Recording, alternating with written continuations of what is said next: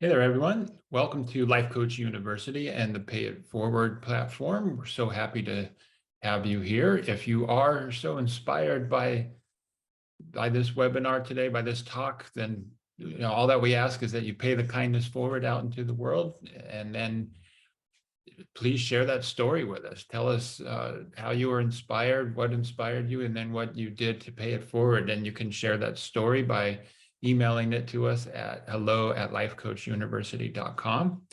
My name is Chris Weals. I am a relationship coach. Thank you so much again for being here with me. I want to start by recapping the last couple of sessions I did because I'm doing a 3-part series. This is the 3rd part.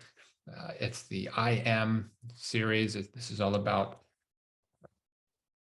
emotional intelligence and basically how to create the experiences that we want in our relationships and in our lives. The first part is the I, that's the intentions. So that's all about getting really clear on what it is that we want for ourselves, what we want in our relationships.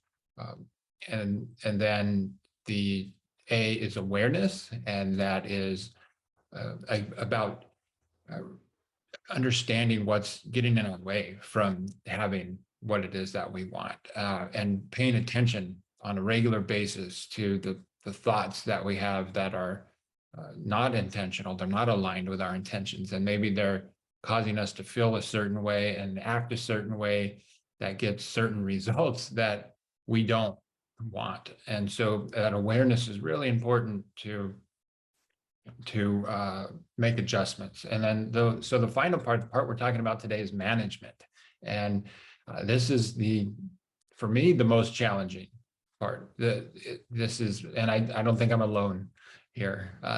This is something that is critical, right? And every part is, but the intentions and the awareness, those are these starting points, and they're important to continue on with, to remember those, to implement as part of the practice. But the management is the implementation. It's the practice, and we won't get the changes that we want. We won't get the results that we want or have the experiences that we want without the management piece, without the practice.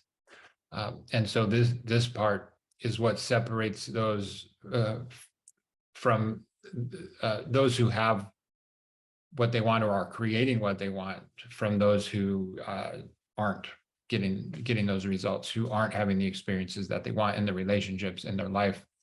And so it's this piece is more than 80% of it, I would say. And so so think of it in terms of exercising your body to get physically fit. To gain muscle, to lose fat, to increase your cardio, whatever physical fitness goals you have, it is really important to have your intentions, set your goals. What is it that you want?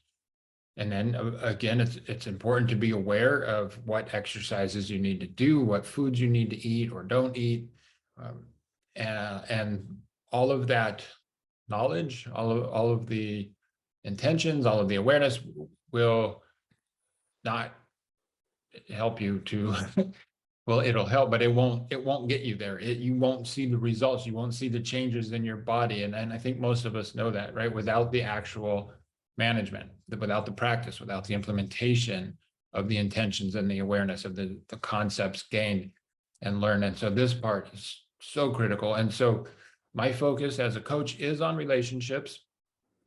And I want to kind of break this down into 2 components, and it's the managing your relationship with yourself, which then carries over into every aspect of life, but then also managing your relationship, right? And so again, start with the intentions, bring the awareness, and the awareness kind of ties in nicely with the management. That's part of it.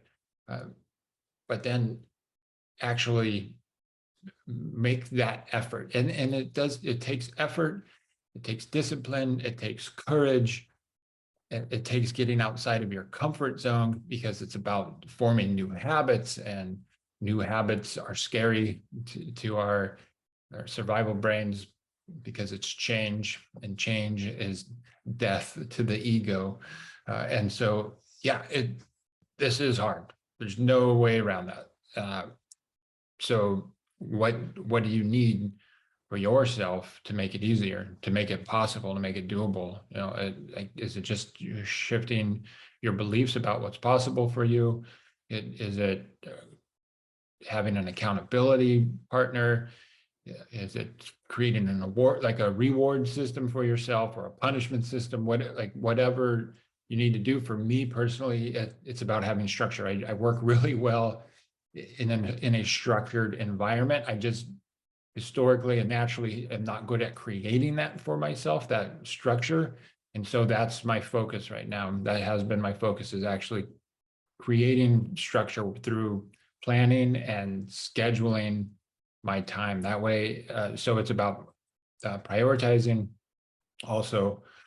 So again, that goes back to the intentions and the awareness. Once you set your intentions and realize you need to be more aware, like that's not the end of intentions and awareness. That just becomes part of the practice now. And so, yeah, so I'm doing a better job now of scheduling, prioritizing, planning, and that way that these important things are getting done. That way I'm actually able to always grow closer to my intentions, like of actually realizing my intentions. And so what is it that will work for you? It's important to, again, this comes back to awareness. Start, if you don't know already, start thinking about how you are. Is it going to be accountability? Do you do well? Think about your life. Do you do well when somebody else is relying on you to get something done, or do you not? Like, so me, I kind of have these rebellious tendencies. So even if it's something that I tell myself I need to do, or somebody else tells me I need to do it, I have a natural inclination to rebel against that. So accountability works a little bit, but it only goes so far, because a lot of times if I have a strong desire not to do something, I go, yeah, I don't care. I'm not going to do it. And then, you know, I come back to my intentions and my awareness and all of that, and go, oh, geez, but I do care. That was my ego overriding the system, coming in and making things more challenging for me, wanting to stay safe and in the comfort zone. So maybe having an accountability partner works for you. Maybe it won't. Maybe it's setting up a reward system for yourself, or like every night, write down 3 to 5 things that you need to get done the next day. That way, when you wake up, it's really clear. Oh, here's what I need to do today. So you're not waking up not knowing, oh, I don't know what I'm going to do today. As a business owner, for me, that's really important, because I don't have a boss. I don't have somebody telling me, Chris, here's what you need to do today. I'm that person. I need to be that person for myself. I need to be myself manager. And so doing it the night before is really helpful for me, because I'm not that much of a morning person. Waking up, I don't know what's what.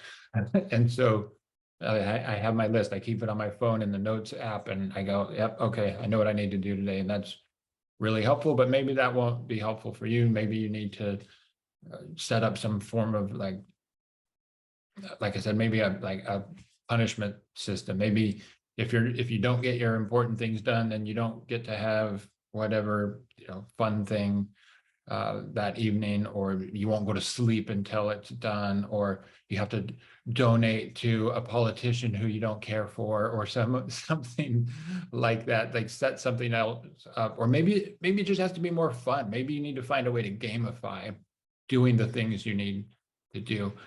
Everyone's different things work for different people. I don't know what will work for you personally.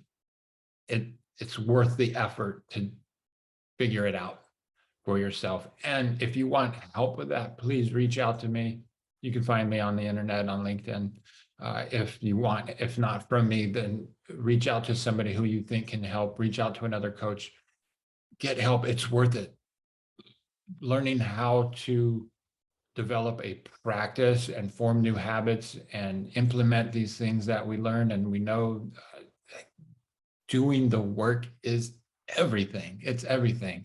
And so if having somebody help you is going to be the thing that gets you there, then do it. Hire somebody to help you. It's worth the investment. Whatever it is for you. I don't, like I said, I don't know. And I've been going through this myself because I'm much better at learning new things and than I am at implementing them. Right. And so I'm still going through this myself. I'm still developing my own new habits, my own things that work well for me, figuring it out, trial and error. That's another thing you can do, is just start trying stuff. And if it doesn't work, make adjustments, try something new. But it is really important that you actually practice things that you're learning, things that you already know, to get the results that you want. Because a lot of this, there's a quote by Ivan Meisner, who is the founder of Business Networking International.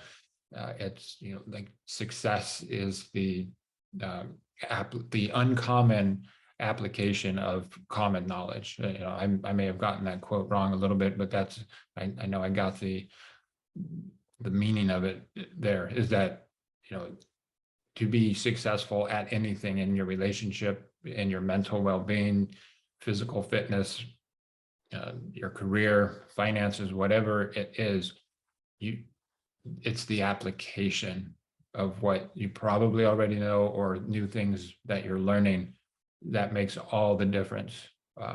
And so this is something that is big for me, especially this year, because I've gained so much knowledge over the past couple of years, and I've noticed that I'm still finding myself challenged a little bit with feeling as good as I want to feel, or being as good of a partner as I want to be, as often as I would like to be.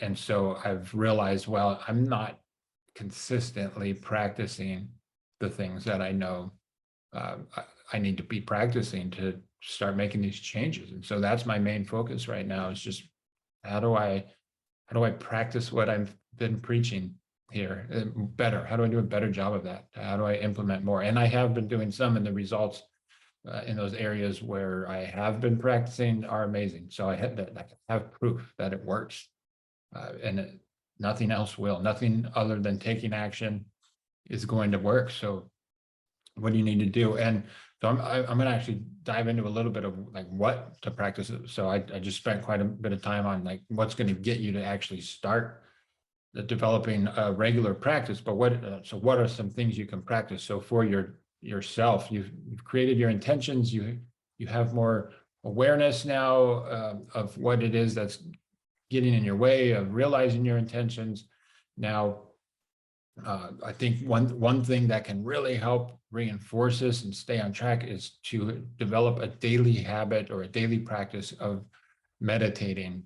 Meditation helps you to focus. It helps you to calm your mind and come from a place of more inner peace. And that helps us to clear some of these negative blocks. It helps us to have more positive energy. It helps us to really focus on what it is we want to focus on, have more intentional thoughts, and then also practice affirmations. So affirm your intentions. If you want to be more generous, develop a daily practice of telling yourself, I am generous, and feel that. What does that feel like to you to be generous?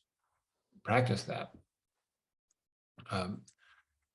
And by the way, if you have any questions at any point, I forgot to mention this at the beginning, please feel free to drop those questions in the Q&A section down at the bottom of the window, and I will answer those for you.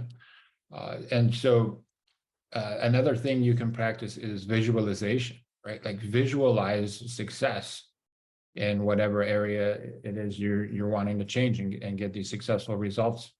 And so doing this on a daily basis gets your subconscious mind on board with your new intentions. And that's what practice is doing, is helping to reprogram your mind so that it is working in your favor and not against you. Because without doing the daily work, the subconscious mind that has developed negative patterns of believing, of thinking, it's going to continue to run the show without you even knowing it. And so do the work to reprogram the mind, to get the subconscious mind on board, to have it help you. And then do other things to help yourself feel better. Exercise, eat healthy, develop a good sleep routine. Doing these things helps with your energy, with your mental state, your well-being, your health, your energy, your focus, all of these things. And that, like, we want to do everything that we can to help us be successful, right? And so it's all of these practices are for that, to help you be more successful in the ways that you want to be successful. And so manage your self-talk. And this comes back to awareness again. Be aware of how you're talking to yourself. If you catch yourself being really hard on yourself, saying negative things to yourself, beating yourself up verbally, start to catch that. Give that voice a name. You know, I named mine Igor, with an E, not an I, because that just reminds me it's my ego talking. And so then when I do that, it separates that voice from myself. I know that's not me. That's not my true self talking. That's fear talking. That's the old negative thought programming talking that was developed from when I was a kid just to help me survive, which isn't helpful in most situations. And so I give it a name and I say, oh, thanks, but no thanks. That's not true. You know, that negative thought, that negative belief is not true, and it's not helpful. And I'm going to choose to believe something else now, and then go from there. And so getting into a calmer headspace, something more clear or positive, can help you be more creative. It can help you be more lighthearted and more energetic, and it can help you be more intelligent and wiser, and like help you create the things you want to create. It'll help you to interact better with other people who can then help you, like your partner, right? You could interact better with your partner if you're coming from this, healthier mental space. So these are things to help you manage your relationship with yourself. And I strongly encourage this. And then apply similar things to your relationship with your partner. Work on the communication you have with them. So, as you're working on your self-talk, be mindful of how you're talking to your partner. And when you catch yourself talking in a way to your partner that they don't like, that you don't like, that isn't helping you create the relationship you want, catch yourself, apologize, change how you're talking. Don't stick with it just because you think it would seem crazy for you to switch gears just like that.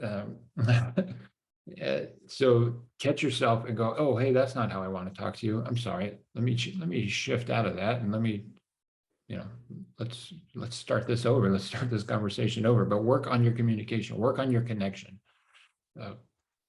Are you practicing your partner's love languages? Are you doing the things with them, for them, that matter to them?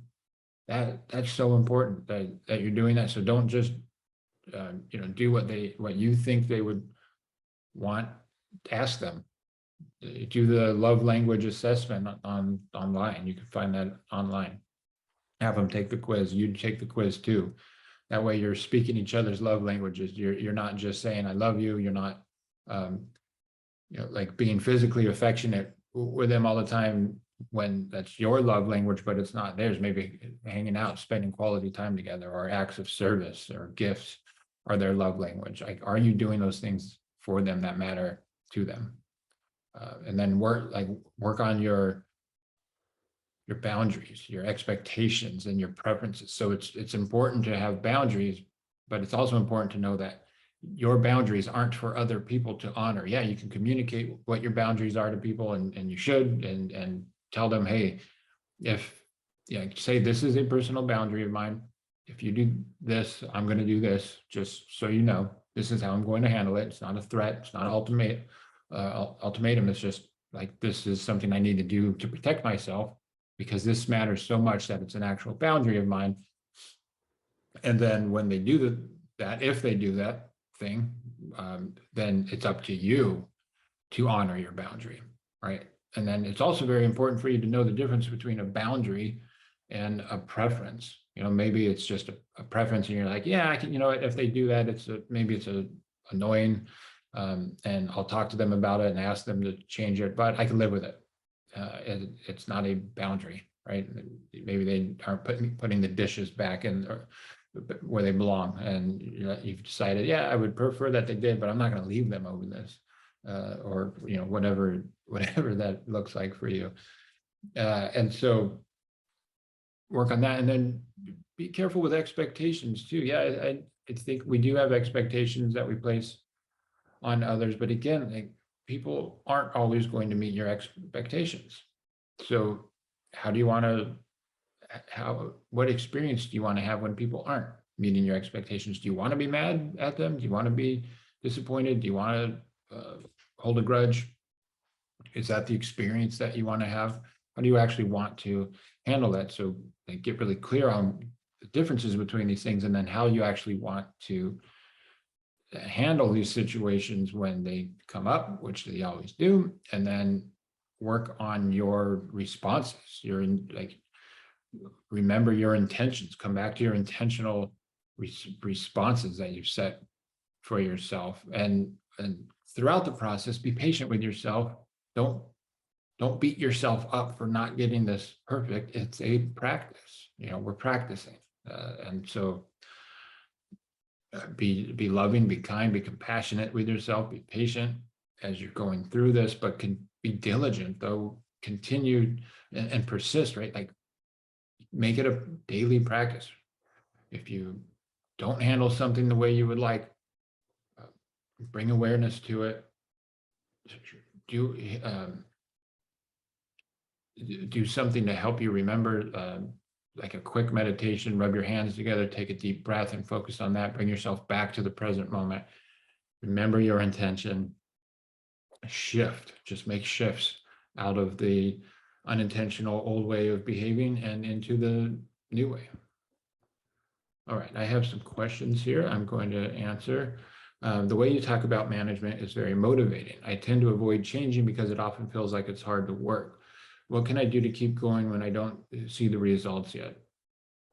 Yeah, that's a good question. And that is something that I think it keeps people from doing the work, because, well, I don't know that it's going to work. And you have your brain and maybe somebody in your life telling you it's not going to work, and why bother and all of that. So remember your why.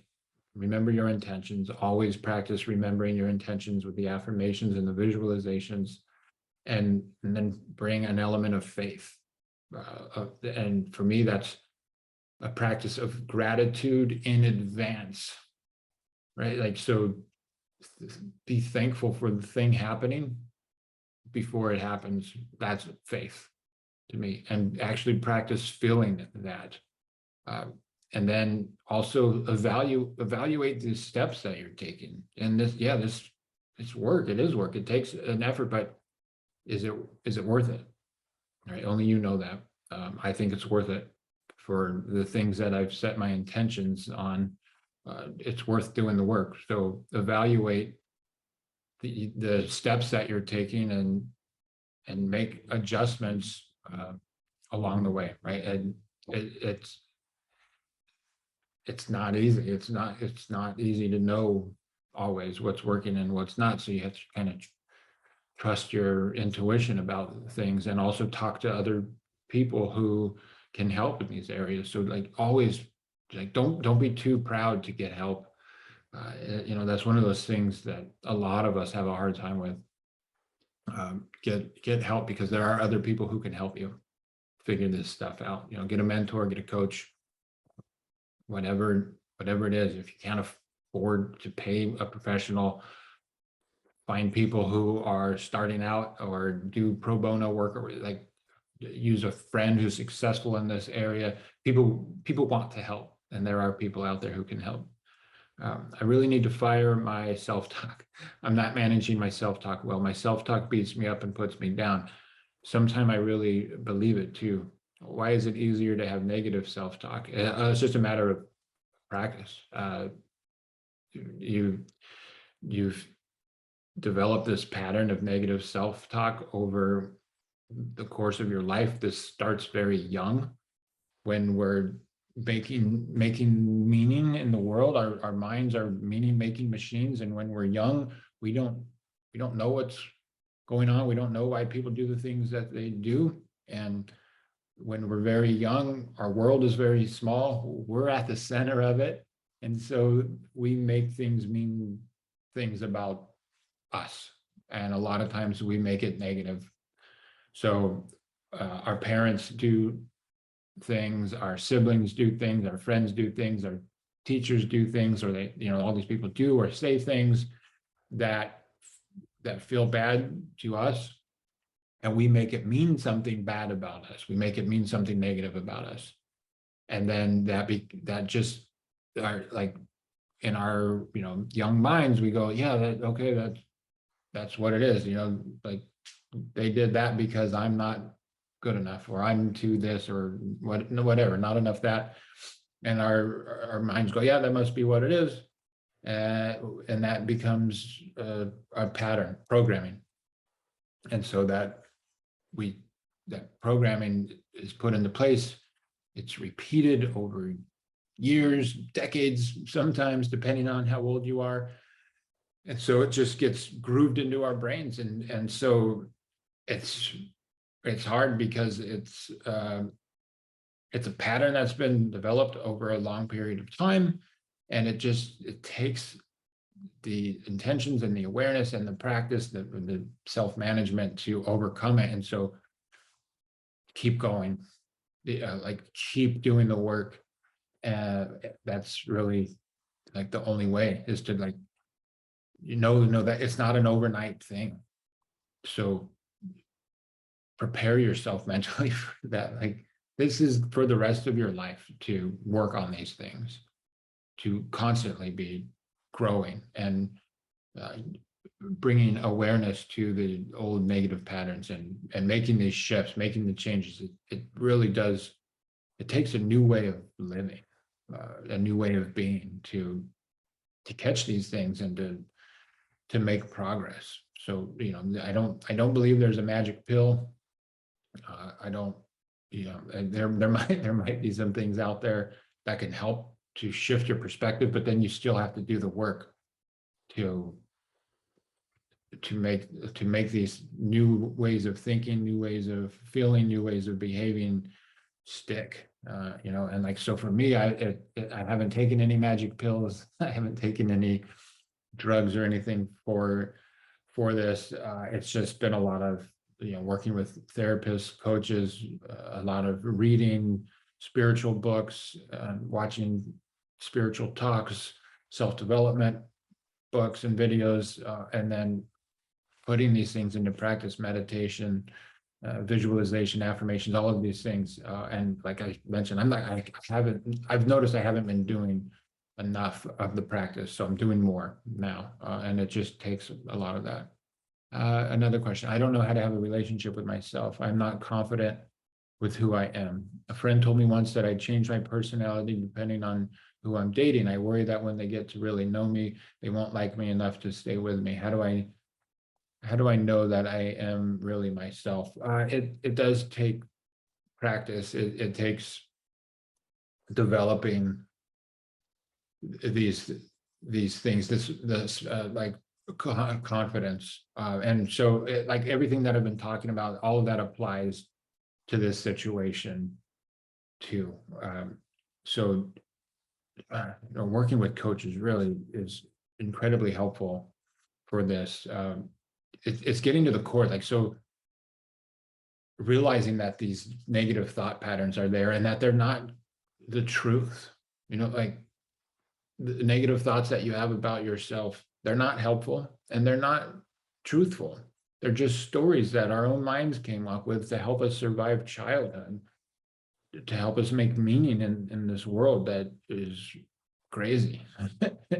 and and so they like these thought patterns helped us survive, but they keep us small. They make us feel bad now as adults. They keep us in our little comfort zones, even though the comfort zones aren't pleasant often. So they don't help us thrive. And so we have to take a stand for ourselves, for our own well-being, for our own relationship with ourselves. We have to separate who we truly are, which is love. Like we are love, we are good, we are everything wonderful and positive in the world, and separate that truth of who we are from the negative self-talk, from that inner voice that was just developed by our brain to make us forget who we actually are, and with the intention of keeping us safe. It's just that the brain runs wild and takes over, and we don't know that's happening because we think we are our brain, because that's kind of how our society is. We're taught that, that's all that matters. That's all we really are, is a brain and a body. But that's not true. We're a spiritual being with a brain and a body currently in this experience that we're having. And so, again, take a stand for your own well-being. Say, enough's enough. I'm going to do the work. So remember this acronym that I came up with this year, the I am. What are your intentions? What relationship do you want to have with yourself? Like this is actually the beautiful thing about being a human being, is that we just get to make decisions. We get to decide. We get to have preferences. We have the freedom of choice. We get to, and I know this can be really hard to do or even understand or realize, because I know it used to be very hard for me to believe that I get to choose what I want, right? Like, and then once I do, I have to do the work to create that. But I never realized, even as like in my late 20s or early 30s, I didn't realize that I got to choose what I actually wanted. I got to think about that. I got to dream for myself. And then I got to go out into the world and work on making that happen. And I've had tremendous positive changes in my life since that realization and since I started doing the work. I've traveled all around the world. I've moved to the beach. I have a wonderful relationship with my girlfriend. So I've gained new friends, like very positive, supportive friends in my life. And I never thought any of that was possible.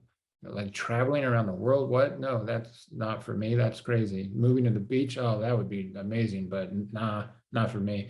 Like making certain amount of money, having certain types of careers, being a life coach, like none of that was possible for me 15 years ago. But I fortunately had some people come into my life who helped me realize that, hey, you do get to dream, you do get to decide what you want, and you get to work on making it happen. And, maybe not all of it will happen exactly the way you think you want it to, but a lot of it will. And a lot of things will happen for you that are even better. And it's just about setting those intentions. What do I actually want?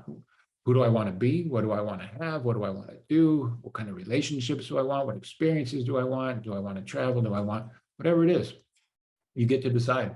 And then start doing the work, work on being more aware, practice awareness, mindfulness, meditation, being more present, read Eckhart Tolle, listen to his audio tapes, and there's so many others, Michael Beckwith, Neil Donald Walsh. There are so many authors out there who speak to this kind of stuff and can help you learn how to be more aware and create the life that you want for yourself. And then there's a bunch of coaches out there in the world and therapists that can help you with all of this as well. So really, like, do the work.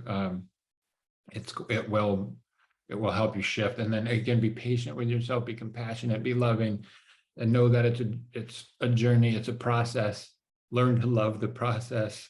and know that it's going to be hard and you're going to have ups and downs still, and learn to accept that as well. And know that, it's challenging, but it's worth the effort for sure. All right, next one, gratitude in advance. That's really powerful. It reminds me of a quote about forgiving fast and forgive early. I don't forgive easily. Can you recommend any way forward to forgive? I still hold grudges and am angry about things that happened years ago. Yeah, this is a big one. And so I think the biggest thing is to remember that holding a grudge, not forgiving other people is hurting yourself. It's literally killing you. Like holding these grudges, holding on to this resentment and anger, it's not helping you at all. Just take the time to think through that. What good is it doing for you? It's not, right? And then is it, what result are you getting from that? So even if they're not sorry, even if they've never apologized, and it doesn't mean you even have to hang out with them still, but forgiveness is for you. It's for your well-being. It's for your inner peace. It's for your joy, right? So just whatever it is, forgive it. If it's a financial debt and they're not paying you, forgive it. It's not worth it. Whatever amount of money, like I lost a significant amount of money that I loaned to someone as an investment, and that was painful. But for me to not forgive them would only eat at me. It would only make that situation far worse. And so for my own sanity, for my own health, I have to forgive. Like if it's parents or siblings or bullies from your childhood, of an ex-spouse or whatever, like whoever it is, it does not matter. And it does not matter if they're sorry or not. Like that's the biggest thing. You have to forgive, because forgiveness is for you, right? Like you're hurting yourself by not forgiving, and if it's you're not forgiving, then I think it's just double, right? Double suffering, double pain, double illness. So, it could be hard to forgive yourself. I know I held on to hard feelings about myself for a long time, from my teenage years. And I had to learn to forgive myself because it was literally killing me. And so, that forgiveness is just, it's so powerful, right? And then the gratitude in advance too, like that's a sign of faith. And when you have that, when you are coming from this place of gratitude that it's already done, like this amazing life or whatever it is that you want is already done, like then you're going to have the energy you need. You're going to put the vibes out there that you need to. You're going to take the action that you need to take to actually create it. If you're thinking, oh, well, I'll feel better when that happens, then you're not going to feel good enough to create that thing that you want, that experience you want, the relationship you want, the money, the career, the house, whatever it is. It's really difficult to create it coming from a place of resentment, fear, angst, depression, anxiety, whatever it is, whatever negative thing is really weighing you down. It's difficult, very incredibly difficult to create the thing that you actually want, that you think is going to bring you the good feelings. We get the order backward, thinking that thing is going to bring me the feelings I want. Now you gotta feel those feelings first to create the thing that you want. It's not have and then you be or you get, right? You gotta be that way first, and then you'll have the thing you want. All right, thank you so much for those questions. That was fun. I enjoyed answering those. I hope you got a lot out of that. And this is hard stuff. It is, but it can be easier, and it gets easier with practice. You start to make things a habit. So do whatever you need to do to make it easier, to make it more fun, to make it doable. And then remember the things that you need to do, write stuff down, create plans, schedules, whatever it is, do the work, be patient with yourself, evaluate, make adjustments, and keep going. And you will make progress, right? And know that it's not going to be an overnight thing. And then as you go, it's important to reflect back to and enjoy and celebrate the progress that you're making, and celebrate the actions you take every day to reward yourself and to keep going. All right, everyone. I hope this was helpful for you. Again, my name is Chris Weals. I am a life coach and I specialize in relationships. If you want more help beyond this, you can find me on LinkedIn and reach out to me. I'd be happy to talk with you, have a one-on-one conversation, see if I can offer even more help for you. And thank you so much for joining me through Life Coach University.